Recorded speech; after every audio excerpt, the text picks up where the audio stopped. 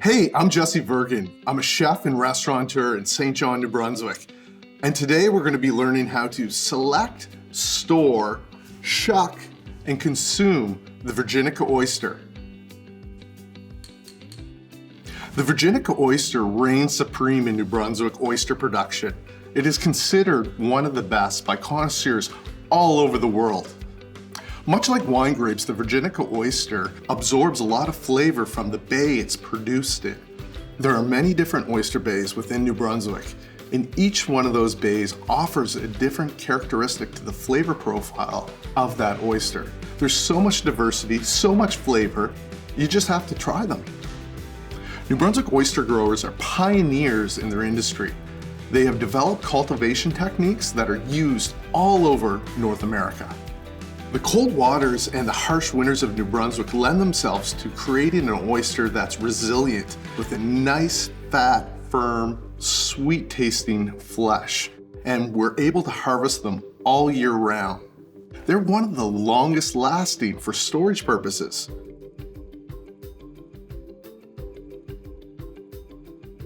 New Brunswick oysters grow in a high-quality environment. Our cold waters and nutrient-rich oceans produce a dense shell and a sweet, flavorful meat. The first step on selecting a beautiful oyster, you want to have some weight in the hand. You want to make sure that the shell is nice and closed, it's clean, and it smells pristine like the ocean.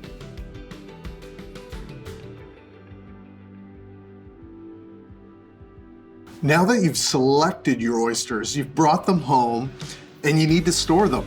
Maybe you're not going to eat them right away. You're going to have them for a party the next day. So the best thing to do is to store them in a damp tea towel. Whatever you do, do not toss them in the freezer because you're just going to ruin them. So take the tea towel, get it nice and moist, lay it in a bowl, container, whatever you have around, and just place your lovely oysters on the inside. This is going to keep them moist, and it's going to keep them from evaporating and dying so that you can utilize them down the road and that they will stay in their most pristine condition. Now that you have your oysters wrapped in a damp tea towel, put them into the fridge. This is going to keep them nice and cool like the pristine northern waters of New Brunswick.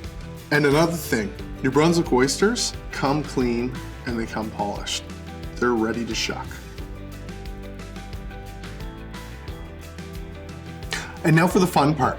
We're gonna actually shuck the oysters. So the first thing that you need is a good oyster knife. There's many different oyster knives on the market, but you're looking for something that is gonna be able to pry that hinge out efficiently. It's also nice to have a little bit of a guard on your oyster knife. So if you see one without a guard, it's probably for a professional shucker.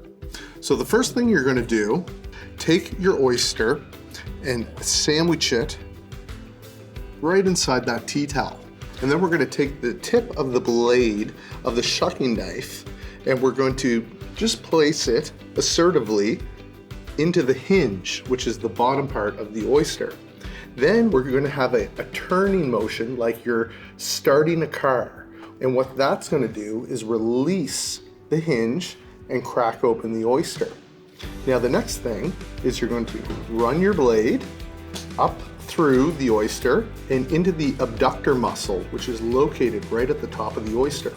As you run your blade across that, you're going to flip open the shell, and then you're going to clean the rim, just in case there's any little bits of shell that are left around.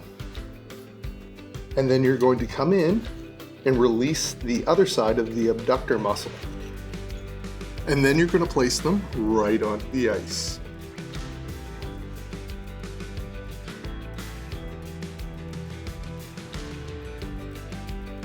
There's so many different ways to eat oysters, to cook oysters, to preserve oysters. But traditionally, they're served in the half shell, on ice, with a little bit of citrus.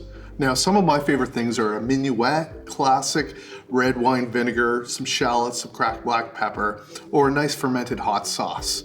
But that's not the only way that you have to eat oysters. You can deep fry them, you can pickle them, bottle them, broil them, put them in a stew, in a chowder.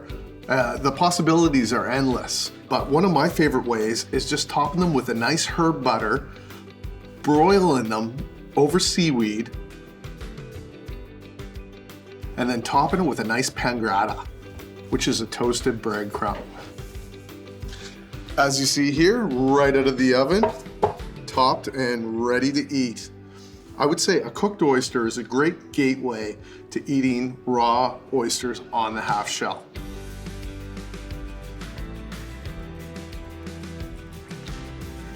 So now you should have a better understanding of what to do with world-renowned New Brunswick oysters. Hopefully the tips that I gave you here today will give you the confidence to pick up that shucking knife and crack one of those oysters open.